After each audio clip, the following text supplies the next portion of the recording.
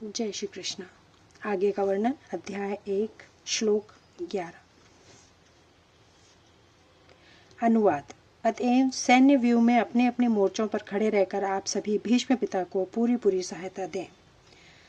तात्पर्य, भीष्म पितामह के शौर्य की प्रशंसा करने के बाद दुर्योधन ने सोचा कि कहीं अन्य योद्धा यह न समझ लें कि उन्हें यह महत्व दिया जा रहा है, उन्हें कम महत्व दिया जा रहा है। अतः दुर्योधन ने अपने सहज कूटनीतिक ढंग से स्थिति संभालने के उद्देश्य से उपयुक्त शब्द कहे। उसने बलपूर्वक कहा कि भीष्म देव निसंदेह महानतम योद्धा हैं, किंतु अब वे युद्ध वृद्ध हो चुके हैं। अतः प्रत्येक सैनिक को चाहिए कि चारों ओर से उनकी सुरक्षा का विशेष ध्यान रखे। हो सकता है कि वे किसी एक दिशा में युद्ध करने में लग जाएं और शत्रु इस व्यस्तता का लाभ उठा लें। अतः यह आवश्यक है कि अन्य योद्धा मोर्चों पर अपनी अपनी स्थिति पर अडिग रहें, शत्रु को व्यू न तोड़ने दें। दुर्योधन को पूर्ण विश्वास था कि कुरुओं की विजय भीष्म देव की उपस्थिति पर निर्भर है। उसे युद्ध में भीष्म देव तथा द्रोणाचार्य के पूर्ण सहयोग की आशा थी, क्योंकि वह अच्छी तरह जानता था कि इन दोनों ने उस समय एक शब्द भी नहीं कहा था जब अर्जुन की पत्नी द्रौपदी को असहाय अवस्था में भरी सभा में नग्न किया जा रहा था और जब उसने उनसे न्याय की भीख मांगी थी। यह जानते हुए भी कि इन दोनों सेनापतियों के मन में पांडवों के लिए स्नेह था, दुर्योधन को आशा थी कि वह इस स्नेह को उसी तरह त्याग देंगे जिस तरह उन्होंने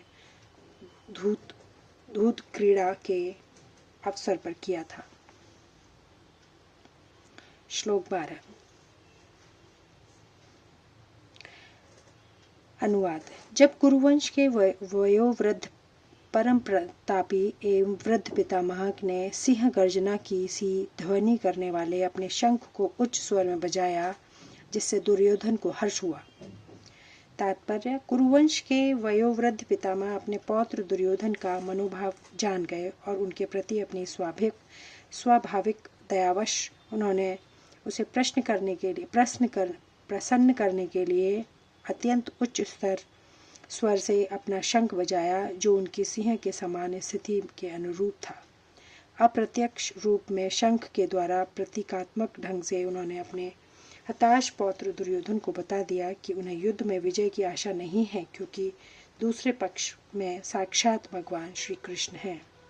फिर भी युद्ध का मार्गदर्शन करना उनका कर्तव्य था और इस संबंध में वे कोई कसर नहीं रखेंगे।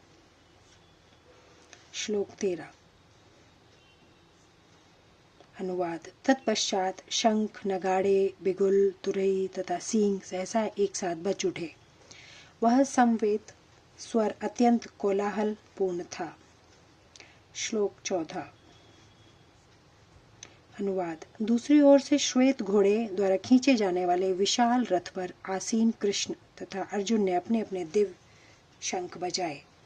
तात्पर्य, भीष्मदेव द्वारा बजाए गए शंख की तुलना में कृष्ण तथा अर्जुन के शंखों को दिव्य कहा गया है। दिव्य शंखों के नाद से यह सूचित हो रहा था कि दूसरे पक्ष की विजय की कोई आशा न थी, क्योंकि कृष्ण पांडवों के पक्ष में थे। जयस्तु पांडव पुत्राणा येषा पक्षे जनार्दन। जय सदा पांडु के पुत्र जैसों की होती है, क्योंकि भगवान कृष्ण उनके साथ हैं और जहाँ जहाँ भगवान विद्यमान हैं वहीं वहीं लक्ष्मी भी रहती हैं, क्योंकि वे अपने पति के बिना नहीं रह सकती। अतः जैसा कि विष्णु या भगवान कृष्ण के शंख द्वारा उत्पन्न दिव्य ध्वनि से सूचित हो रहा था, विजय तथा श्री दोनों ही अर्जुन की प्रतीक्षा कर रही थी। इसके अतिरिक्त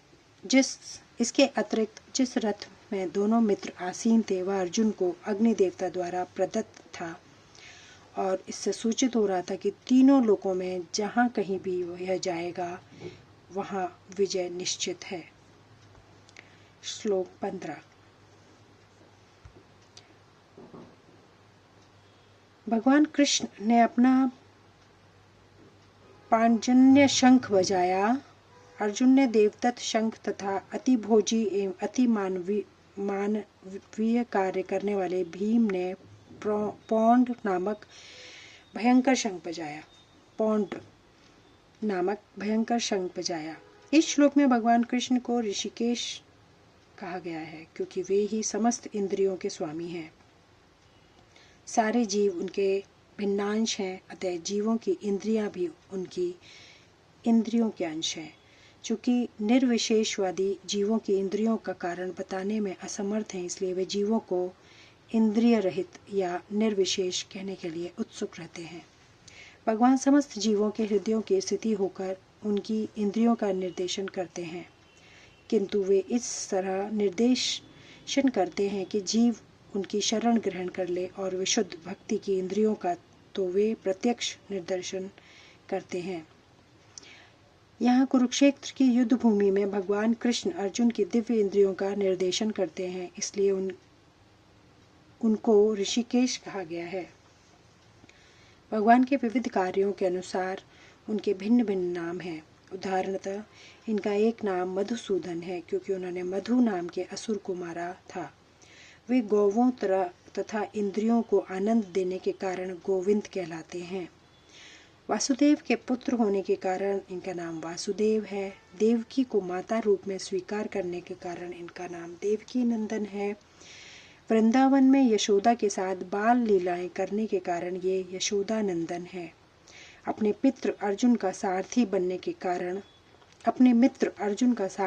के कारण पार्थ सारथी है। इसी प्रकार उनका एक नाम ऋषिकेश है, क्योंकि उन्होंने कुरुक्षेत्र के युद्ध स्थल में अर्जुन का निर्देशन किया। इस श्लोक में अर्जुन को धनंजय कहा गया है, क्योंकि जब इनके बड़े भाई को विभिन्न यज्ञ संपन्न करने के लिए धन की आवश्यकता हुई थी, तो उसे प्राप्त करने में उन्होंने सहायता की थी। इसी प्रकार भीम व्रकोदर कहलाते हैं, क्योंकि जैसे वे अधिक खाते हैं, उसी प्रकार वे अति मानवीय कार्य करने वाले हैं। जैसे हिंड बासुर का वध, अतः पांडवों के पक्ष में श्री कृष्ण इत्यादि विभिन्न व्यक्तियों द्वारा विशेष प्रकार के शंखों का बजाया जाना युद्ध करने वाले सैनिकों के लिए अत्यंत प्रेरणादायक था। विपक्ष में ऐसा कुछ न था, न तो परम निर्देशक भगवान कृष्ण थे, न ही भाग्य की देवी श्री थी, अतः युद्ध में उनकी पराजय पूर्व निश्चित थी। शंखों की ध्वनि मानो यही संदेश दे रही थी। आगे का वर्णन अगले वीडियो में। धन्यवाद। जय श्री कृष्ण।